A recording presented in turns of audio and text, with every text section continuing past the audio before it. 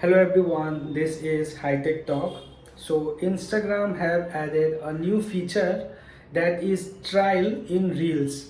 So what is a use of this feature is like whenever you will enable this option when you post a reel in Instagram, then this reel will be visible only to non-followers. Like your friends and followers cannot see the reel that you have posted.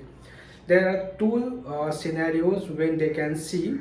If they will visit to your Instagram account and go to reel section, then they can see, or else if someone is sharing them your reel to their message like inbox, then they can see.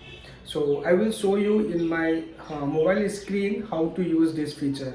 So for this, open your Instagram account, go to Reels section and select any photo or video you want to post it as a Reels. Click on next. Here you will see the option as trial.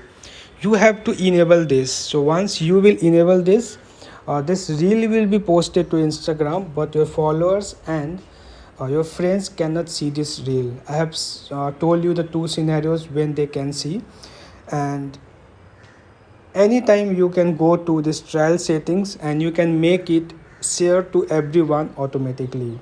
So basically this feature is because you can post and see how your post looks like to people who are not your friends, and if you find okay this is a good one, then you can share it publicly.